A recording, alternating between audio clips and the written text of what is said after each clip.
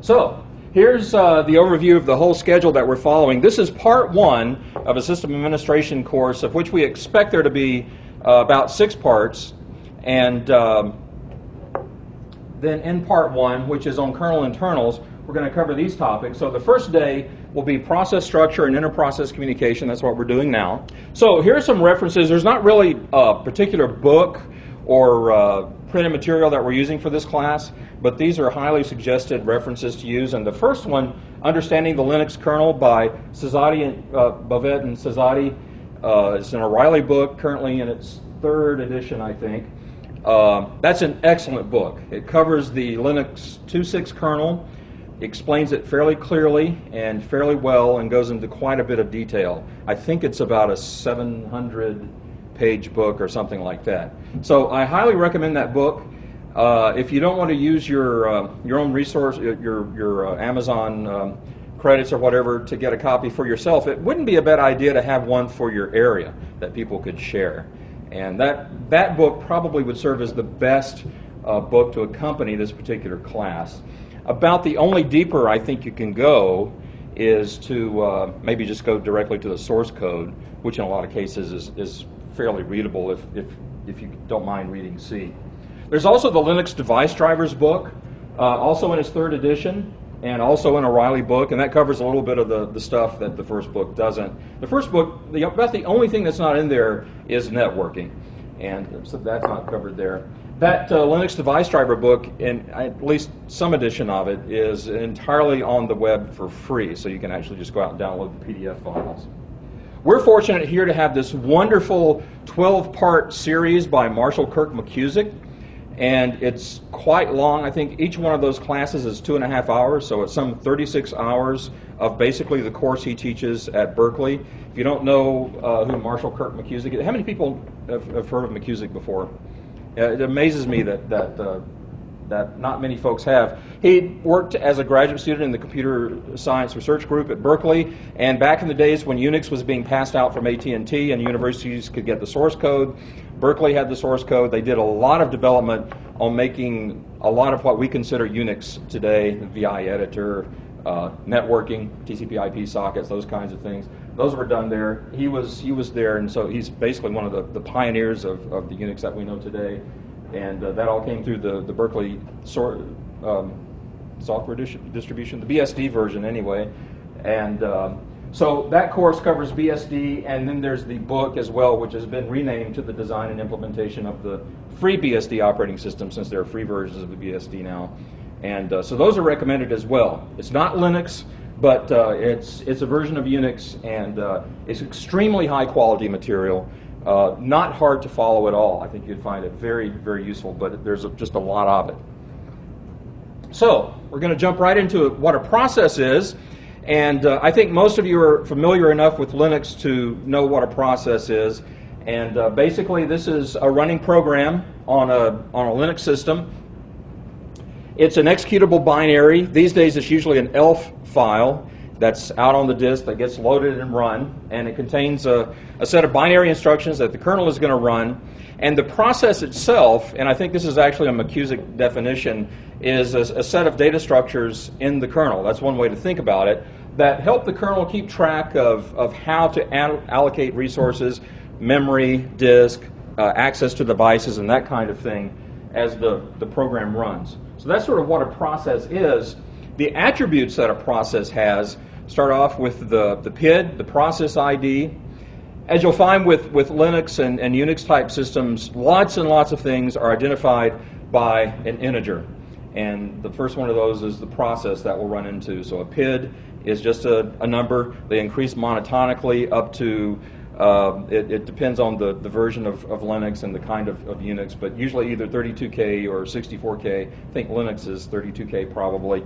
And then these days, when they hit that limit, they'll actually wrap around and the kernel will start reusing PIDs that are not being used right now and just do that forever. So every process has an ID. It also has, every process has a parent. So the way that processes are created on systems is a process creates a child process, and it can have multiple children, and we'll talk a lot about that next time.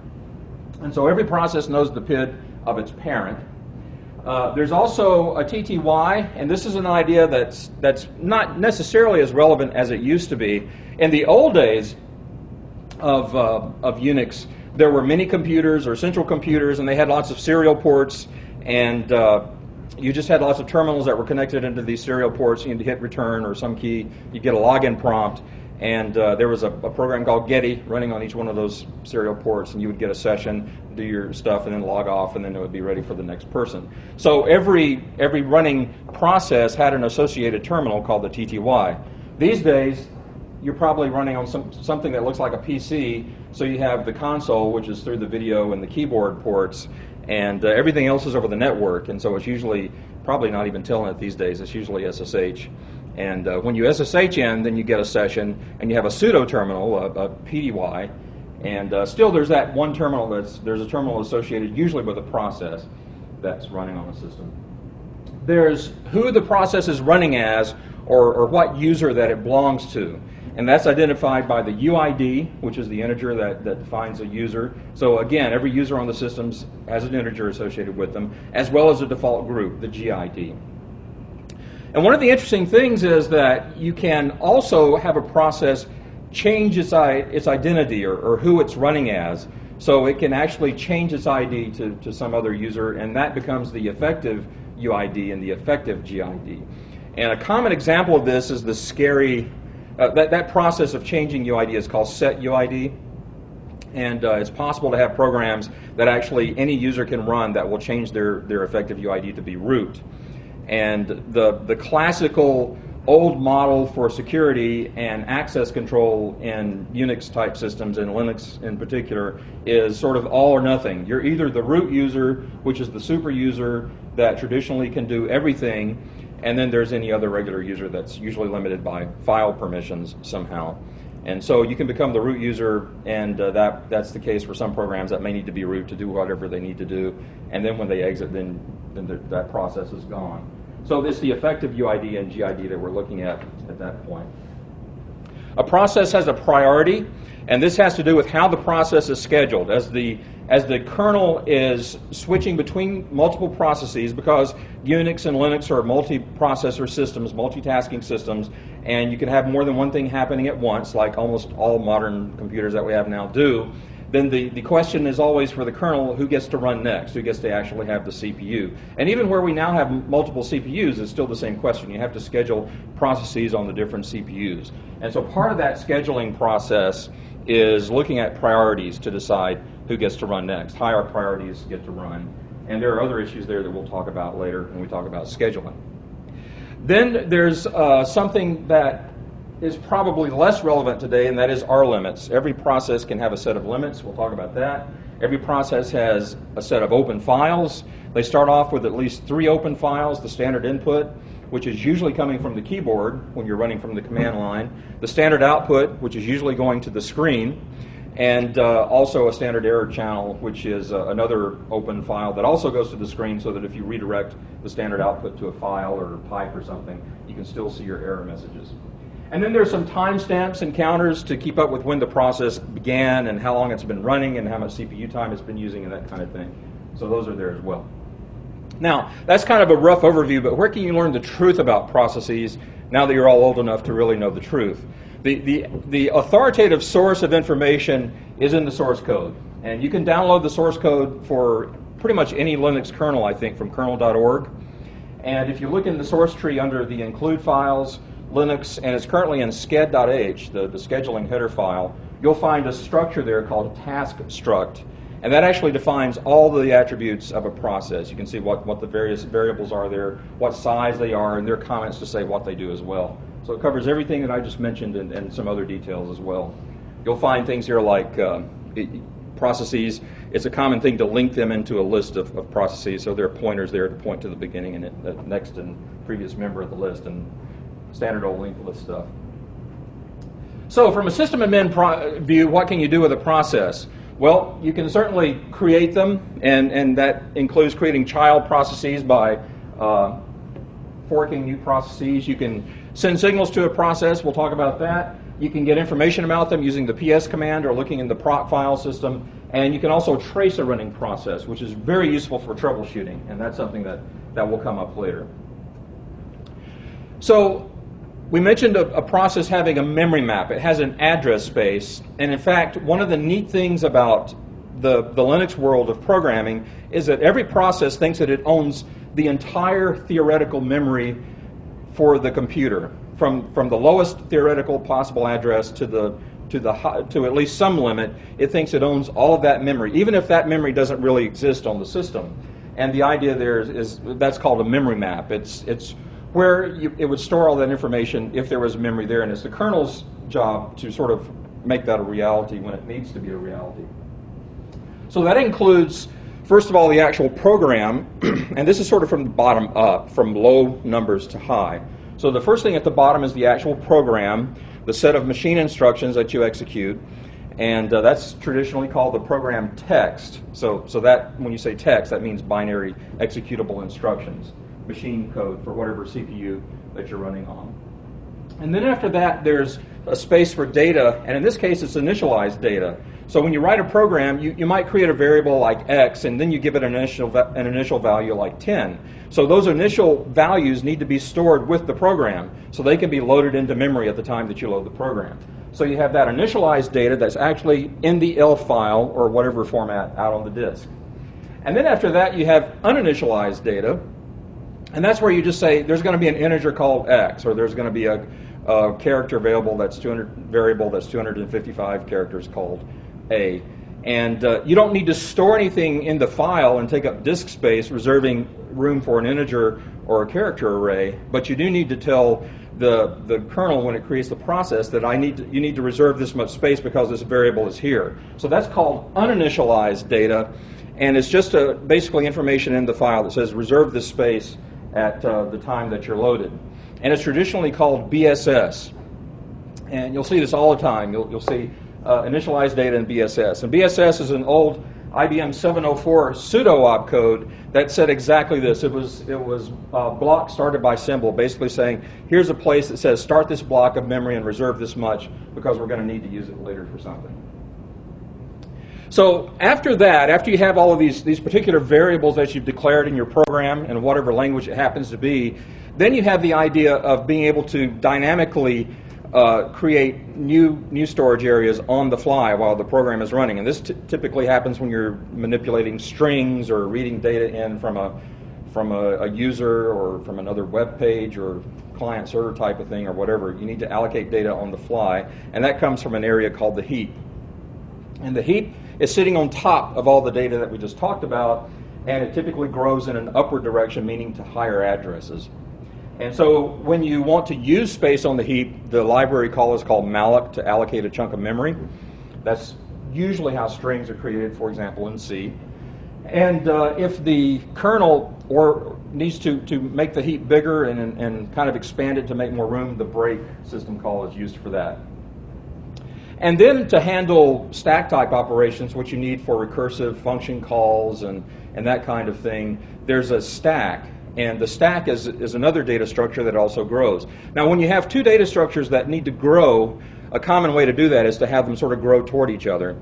And so that's what happens here. The heap sits on top of all these other data structures and grows up, and then you typically put the stack up at the very top of the memory range and let that grow down, and then they can grow toward each other, and if one needs to use more space, it can.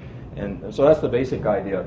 Fortunately, there's enough memory in most systems these days that the stack and the heap aren't going to come anywhere near each other. There's a lot of room in between, and so that in-between space is used for shared libraries. So in systems today, instead of libraries necessarily being statically linked into the binary, they're sort of linked into the program when it's running, and that means a common library would be a math library, for example. So if two programs need the math library, it's loaded into memory one time, and both of those programs sort of map that into their address space, and they're sharing that same set of real memory. So those go in between, and then you can have some anonymous mapping to create some more memory areas and mapping files, which we'll talk about later. So here's a picture. Well, we'll get to a picture. So how big is this memory that we're talking about? In the 32-bit case, if you do the math with 32 bits, you can always keep in mind that 10 bits is 1K. So 2 to the 10th is 1024. So every 10 bits is a K. So 20 bits is a meg, and 30 bits is a gig. So that's easy to do. And then for 32, you have 2 bits left over. And with 2 bits, you can count to 4, right? 0, 0, 0, 1, 1, 0, 1, 1. So with 32 bits, unsigned, you're not using one for a sign, negative, positive sign, then you can count to 4 gig. So with a 32-bit system, that's the maximum. If you have 32-bit addresses, that's the maximum amount of memory that you can address. If you have bigger systems now with bigger address spaces, then you can go farther. But for the purposes of our discussion right now, we'll look at the 32-bit model in Linux. And it basically looks like that. So you'll see everything that we just talked about with the text at the bottom, the initialized data, the uninitialized data. On top of that is the heap, which is growing up. And then up at the top, which we didn't mention, are the environment. You may be familiar with environment variables that you have to set to run programs sometimes. We'll get to that later. And arguments that come off of the command line. Those typically go at the very top. And then below that is the stack, which grows down. Everything that's green in this picture comes out of the actual file that gets loaded off the disk. And everything else is allocated when the process is created. Now above, so we use 3 gig out of the 4 gig for the program, and then the top 1 gig that's left over is there for the kernel itself to use. So the kernel puts all of its data structures and its code and everything else up in that top chunk of memory and uses those addresses. And they're shared across all processes that are running on the system. You can actually see the memory map for a running process there's 2 commands you can use. One is the pmap command, and you just pick the PID of some running process, which you get by doing PS. And that will show you one view of the memory map. You can also look in the proc directory, and there's a directory for every running process that's named by the PID, and then there's under that what looks like a file called maps. And I believe that this is pmap output. So on the left side are the addresses, and you can see we're going from low addresses up to very high addresses. At the bottom, the very top one, there's an a.out. And you notice that there are actually permissions on these memory regions, very similar to file permissions. And so you notice that one's read-only, readable, and executable because that's executable code. It's not writable, though. It's read-only. Then the next section of a.out is read and write, and that's actually the data section. That includes the initialized and uninitialized data. And then you see a library that was loaded in there, and it jumps up to one of those middle addresses kind of between the heap and the stack. And if you look at the library, that ld.so, which is actually the loader that loads other shared libraries, you'll see that it also has an executable part and a data part. And then you see the libc library, which has an executable part, a read-only data part, and then a read-write data part. Then you see some anonymous memory mappings, and then you see the stack up at the very top, which, because this is kind of upside down from our picture, is actually at the bottom. And one useful thing that this shows you about this running process is there's a total at the bottom showing how much memory it's using.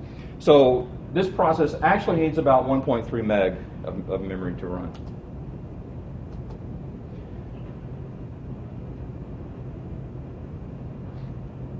So another characteristic of a process are limits that can be set on the process. And this is not as important as it used to be.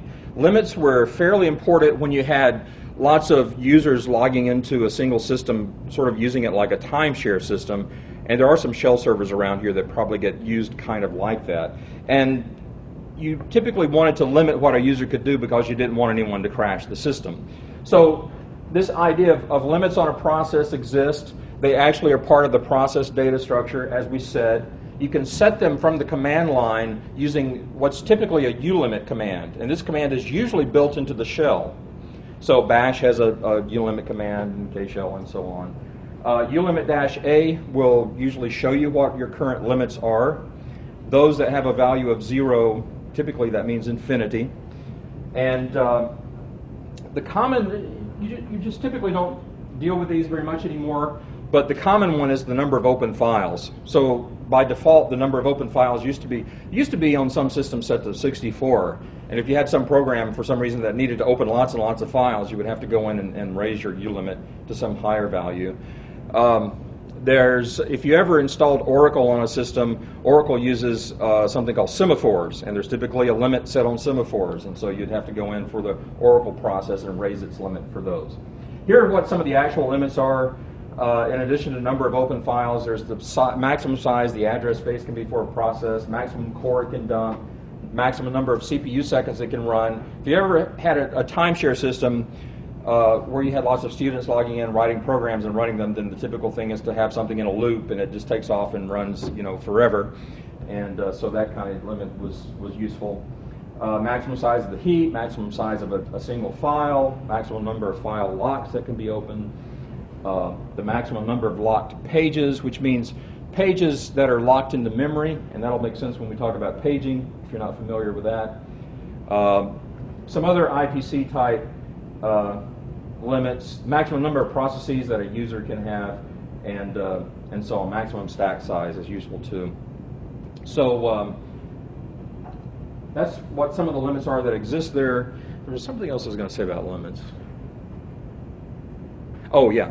So on a running system, there are basically two maxima that you can have. There's a soft maximum which says for a given limit, this is how big the user can make it. So for the number of open files, it might be 2048 or something. You start out with 1K and you can add another K of open files. Then there's a hard limit, and I believe the way it works in Linux is that nobody can exceed that hard limit, maybe even root.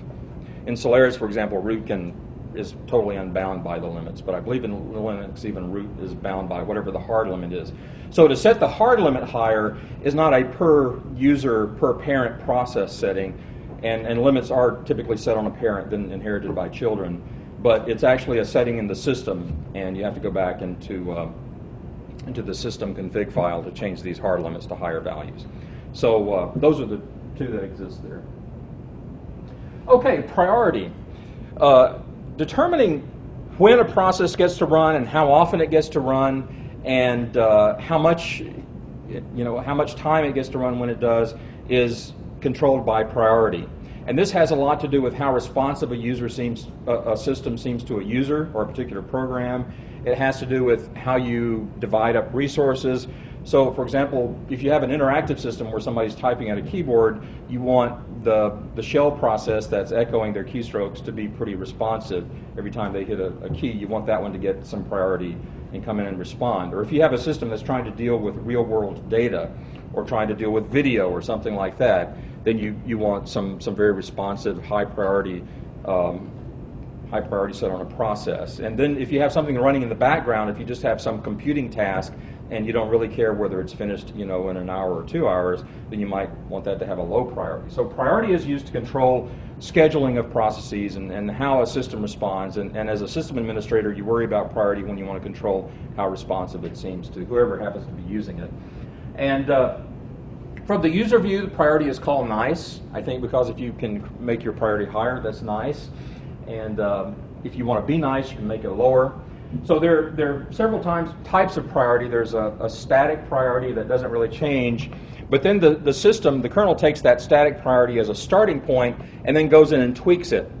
Because there are some other things in addition to just the initial priority that you want to do. For example, if a process is not getting much time, then you want to bump its priority up so that it doesn't get left out, just totally left behind all the time just because its priority is lower. So if a low priority might continuously get bumped up, and if you have a guy up here that has high priority that's just taking all the time, then the kernel may come in and bump that one down a little bit to give somebody else a chance. So there's this constant battle that goes on. Priority computation and scheduling algorithms are a major source of research, frankly, and there's always work done on trying to make that better and play, use all kinds of new tricks. So that's here with the dynamic priority, and then there's an entirely different scheduling class called real-time to schedule things that are worried about real time in a completely different, with a different algorithm and different set of priorities, so a process can have a real time priority as well. So you can change the priority of a process with the nice command, which uses a system call that's also called nice. And they're actually the new, modern, and the most appropriate system calls are get priority and set priority. So a regular user can only increase the nice value of a process. They can never make it lower. Only the root user can make the priority of a process lower. So in all cases, a bigger number means a lower priority. That's true no matter which kind that we're talking about. So when you increase the nice value of a process, you're giving it a lower priority. It used to be on systems that if you ran a process in the background with the ampersand, it automatically increased the nice by about a value of 4. So putting something in the background made it a lower priority by default. If you want to see what nice values are, the top command will show you what they are. The PS command with the right options, and it's very useful to learn this PSEO, and then you have all these different options for looking at different characteristics of processes that you can specify in the order that you want.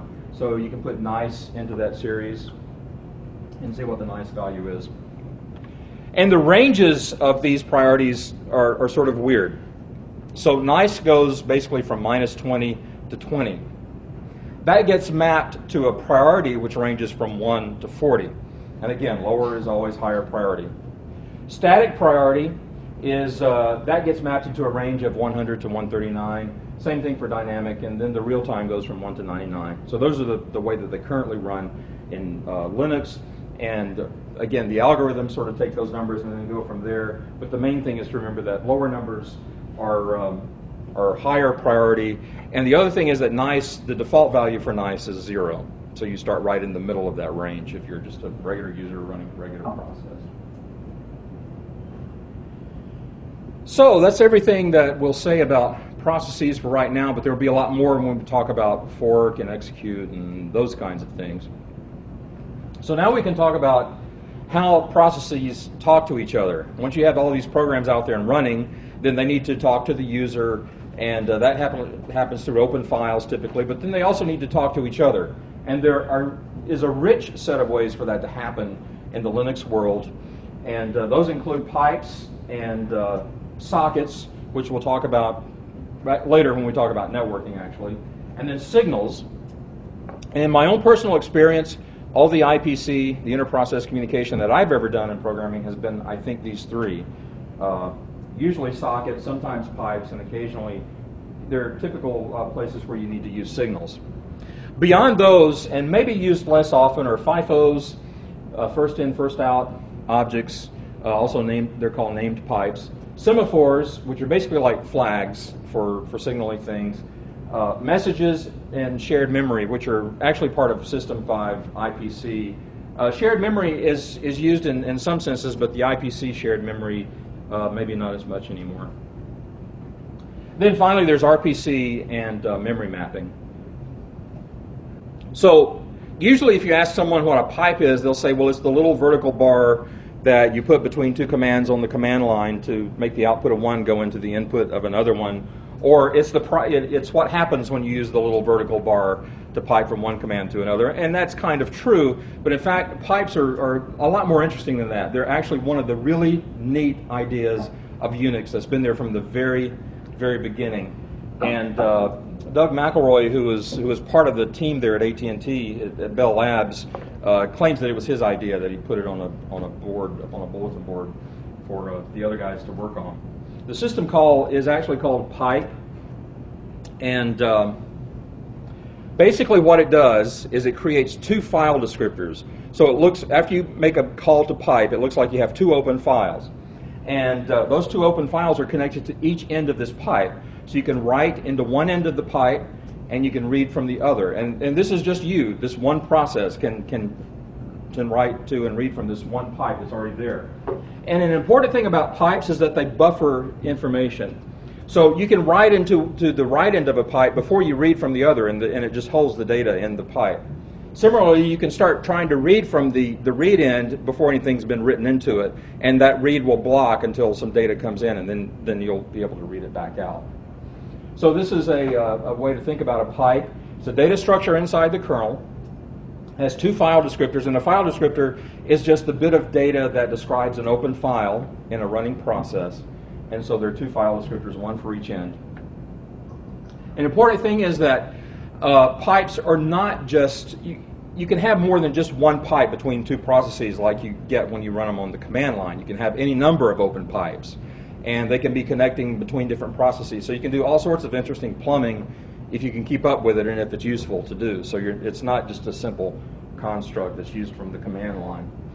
And it's important to, if you came out of the DOS world, if you've been around as long as I have, you remember when DOS version 2 came out and replaced DOS version 1. And DOS version 2 stole ideas from the Unix world. And one of those ideas was directory hierarchy, like Unix has. And because they had already used the forward slash as for command line flags in DOS, they had to use the backslash as the delimiter for file path names, which has sort of plagued everybody since then.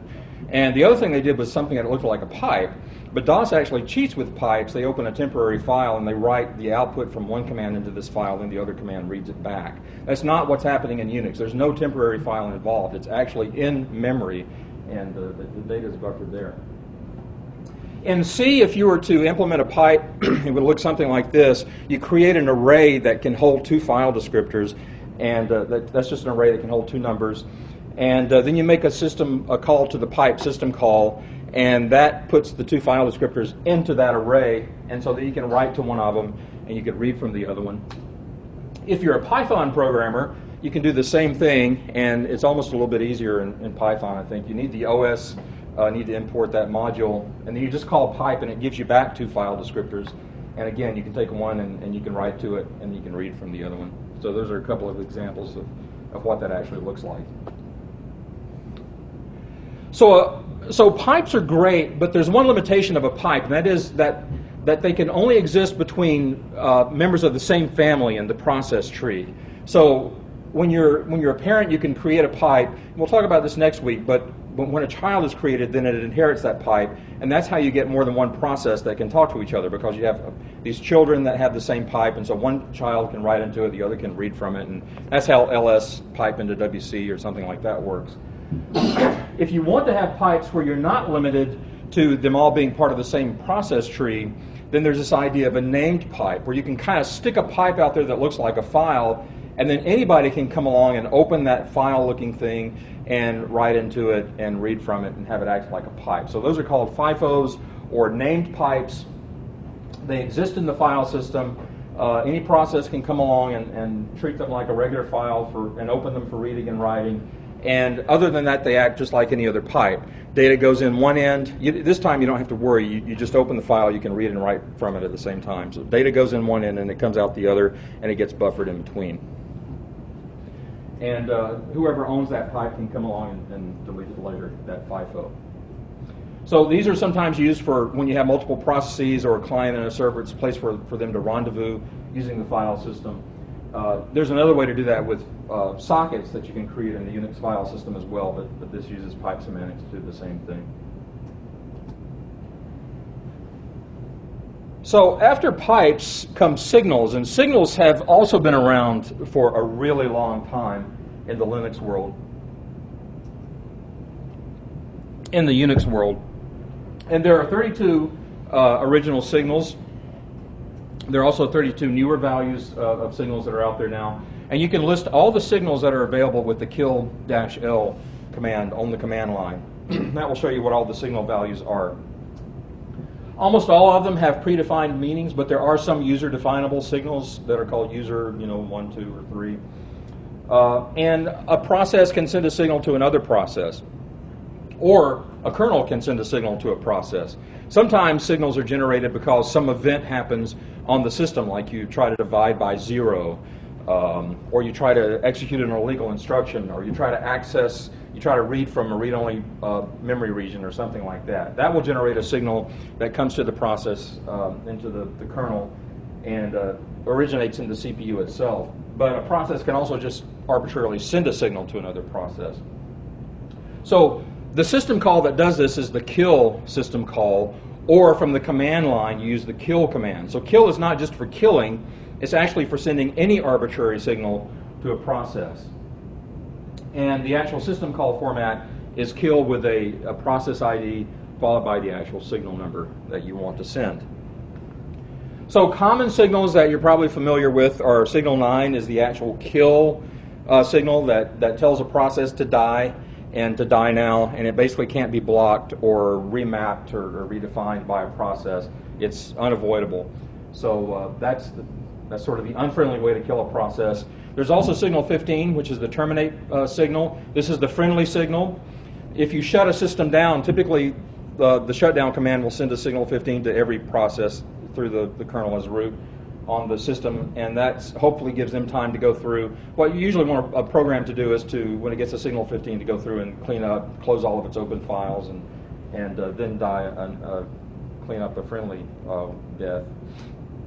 There's the hang-up signal, and traditionally when you had serial lines connected to serial ports coming from terminals or modems, this basically represented the carrier signal. So if you dropped carrier on your session, then the shell process would get a HUP signal, and that would be also shared with all of its child processes, and that would tell them that the connection was hung up on, and it's kind of like a term signal, and then they could all go away. But it's almost never used for that now, right? You probably already know that HUP these days is very commonly used when you have some kind of running daemon on a system that's providing some service, and you want it to go out and reread its config file, or to somehow relearn whatever it needs to know about its configuration and its state. You send it a HUP signal, and that'll cause it to do that. There's the end signal, the interrupt, that you send with a Control-C, usually to tell a program to stop, or at least to quit. And then there's the stop signal. The Control-Z is what it's usually mapped to, which will actually stop a program from running. It doesn't get scheduled anymore. It's kind of there and suspended until you send it a start signal again to get it running again. In the old days, when there were systems with students, a lot of times you'd have somebody that thought that was what you did with a program. When you, instead of Control-C, they would use Control-Z, right? And you have the student with all of these suspended processes out there, that, dozens of them. And then there's an alarm signal, which is very nice because there's actually you can set a timer in the kernel, and this is a service that's available to a running process. And when that timer expires, then your process will be sent an alarm signal by the kernel. So if you want to say, make sure that I do something in 2 minutes, or in more commonly 5 seconds or something like that, you can use the alarm signal and the alarm system call to set that time, and that's a very useful thing to have. So semaphores are basically the idea of a flag, and I'm not going to really spend much time on any of these because they're not used that much anymore, but just to mention briefly, the best way to think of a semaphore is sort of like the little flag on a restroom that says it's occupied or not. You have some shared resource that multiple people want to use, and they need to know whether somebody's using it or not. You set this flag, and that means somebody's using it. And when they're done, then the flag becomes cleared, and then somebody else can check it and try to set it. So semaphores are basically used like that, usually to control access to some shared object. The kernel has its own internal set of semaphores that it uses to manage locking and things like that. But this is a mechanism for users to be able to use semaphores between various processes to control access to things. Messages is another kind of buffered communication system where one process can send a message to another one and have it received, and they can communicate with that. And the basic idea of shared memory is you have two processes that have some chunk of their memory map that is actually the same memory.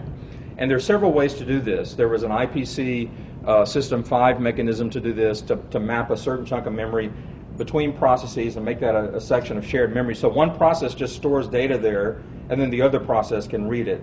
And that's probably the most efficient means of processes communicating with each other, is shared memory. And about the only way that you usually have to worry about this as a system administrator is just setting limits on shared memory regions, or giving processes the ability to do this and how big they can be and that kind of thing.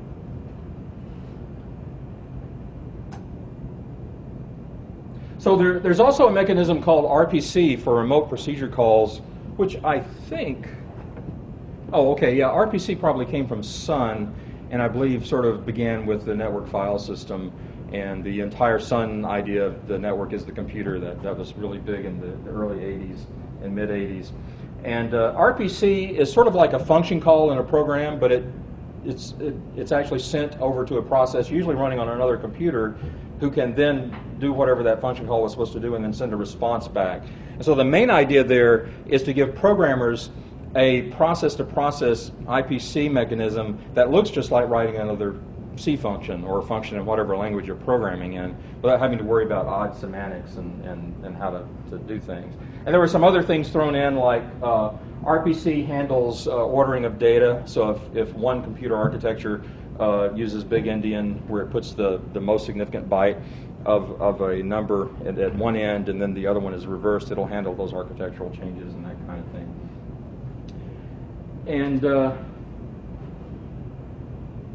then finally, there's memory mapping. Another way to do shared memory is to map not a real file that's out on a disk, but just some sort of chunk of memory that looks like a file, and map that into an address space and have multiple processes do that. You can do shared memory that way.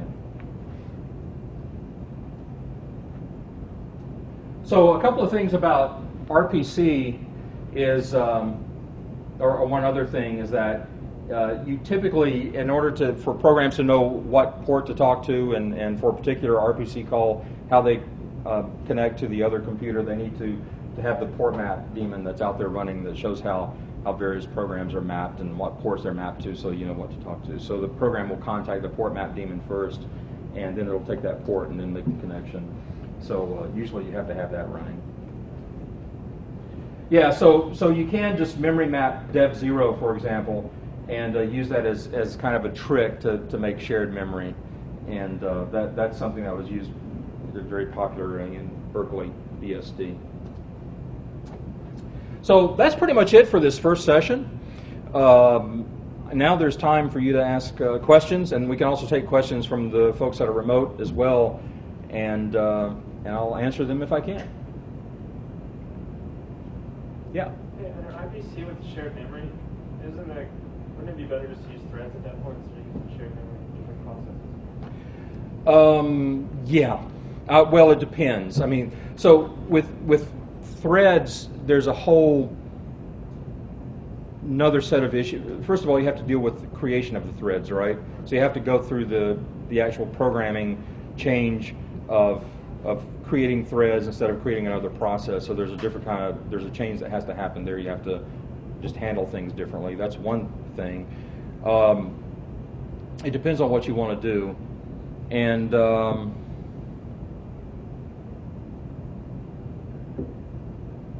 I don't know if you would actually use threads if sharing memory was all that you wanted to do. Usually you use threads for the scheduling convenience and because you want to run the same code. And I guess that's the other thing is with a thread, you're limited to the exact same program running. So it's not like you have one program running here and another one running there.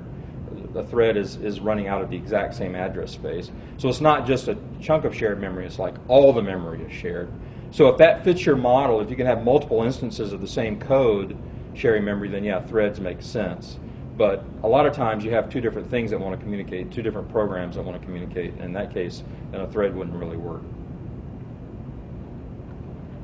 So if you're remote and want to ask a question, I can't see you, so just chime in.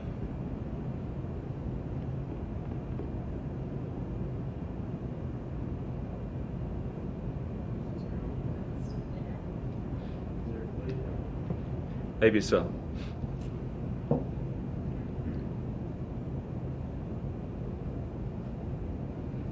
So I guess a question I have is, are there any FIFOs built into an average Linux distribution by default, or are they only programmable by a programmer? Like, are there any that we can look at to give an idea of how it works? As I recall, I think that cron uses one. Okay. I can't, off the top of my head, tell you where it is or what it's called. I believe you could probably tell if you look in the etc init.d directory at the startup shutdown script for cron. You may see that it's out there creating or destroying a FIFO. As I recall it, it might be an actual socket, but I think it's a FIFO. That's the only one I can think of off the top of my head. And I might be that still might be wrong. That might be Solaris, so I don't know if it's in Linux or not. But I think that it's out there. That's an interesting question, though. That's one I'll go back and look for, see if there are any others. There's something else that I've run across that may not be standard on a system, but that uses them pretty commonly, and I can't think of what that is right now. Okay, any other questions? Local or remote? Yeah. What are the anonymous memory mappings in the process memory? So it's possible to, this will make a lot more sense when we actually talk about mapping memory. But what you can do, what happens a lot of times is you map a chunk of memory out to a file. So this bit of memory here actually represents the contents of this file. And if you're changing this memory, that change is going to be propagated to the file or going to be read from the file. You can then have a set of memory that's just a mapped set of memory that's not tied to a particular file, but it's memory that's mapped in such a way that another process can map that same set of memory. That's the idea there, so they can share it that way through the memory mapping mechanism. So, well, that's if you were going to do it for shared memory. But anonymous mapping in general, anonymous memory is memory that's not tied to a particular file, but it's just it's an allocated section of memory, and when it needs to be paged out, it's going to be paged out in the swap space. So when you're talking about the anonymous memory that's in the memory map when we looked at it early on, yeah, it's basically right now you can just think of it as memory that's not tied to a particular file. It's just memory that's out there and mapped. So there's a mmap command or system call that you can use to map a chunk of memory, and you can map it anonymously or allocate it anonymously instead of having it tied to a particular file.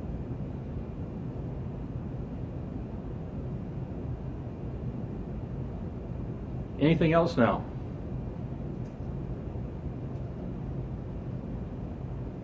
Any questions about process or procedure or schedule or anything like that? Can we get this on a VC bridge for Wednesday? I will definitely work on that, yeah. In fact, I'll probably use my bridge. I'll plan to do that, which you can look up. And yeah. But I'll also put it in the calendar announcement and email it out. That would be great, because here in the Dalles we have very limited VC resource, so we're ending up having to all huddle around with Canberg, and if we could use G-Collab or something like that, it'd be a lot easier. Okay, all right, definitely, yeah. I will do that. Thank you. Thanks. Okay, if nobody has it, oh, okay, yeah, another question then. Let's say you have a user that used Control-Z multiple times. What would be the correct way to clean that up? Oh, so you just got a bunch of suspended programs out there? Well, if you're in the shell, you can use the FG command. If you're in Bash or, well, it would only work in Bash or K-shell or something that has job control like that. I can't remember if C-shell has it or not now. But yeah, you can use the FG command to bring those programs back to the foreground and just kill them some normal way, or you could send a kill signal to them. So you could do kill-9 or kill- in uppercase kill, and then the PID and kill them off that way. You can. I'm sorry? Can you kill all by username?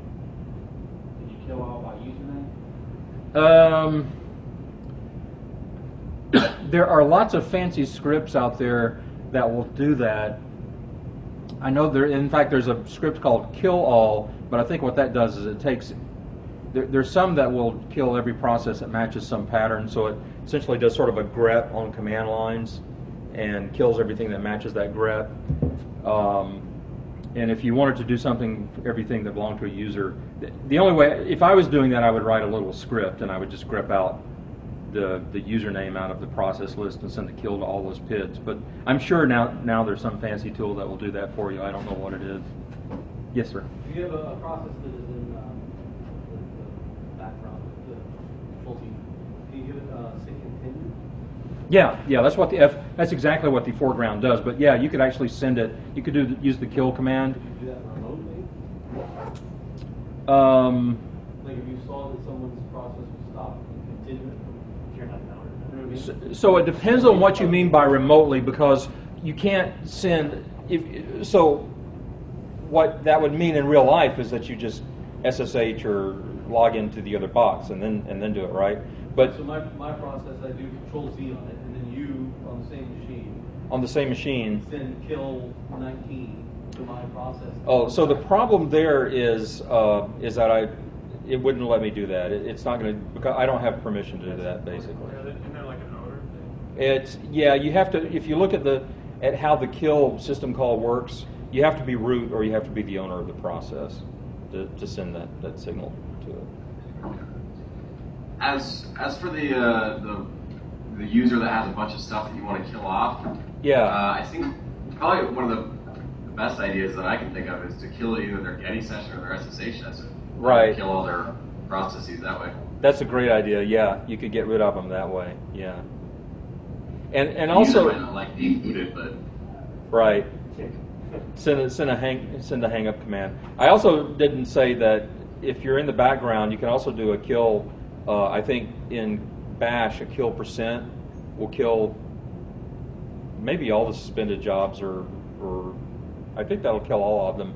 Or if you do, how do you look at the list? Oh, jobs. If you use the jobs command, each one of those jobs has a job number, which is different from the PID. This is a shell thing, and so you can do kill %, whatever that job number is. You can kill each one individually that way. Kill all. Kill all is a command. I thought kill all just kind of greps for, you do it by command pattern, but I'm not sure. Does it? It's like processing.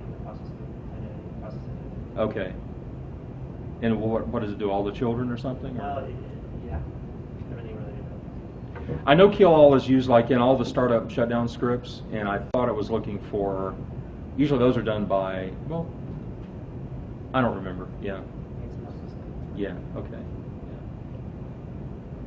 For me, it's what I've used to do is PSEF into an awk and look for whatever column you want, and then there's an xargs command. And you can send a kill to everything that comes out of that. You with awk, you pull out the second column, which is all the PIDs.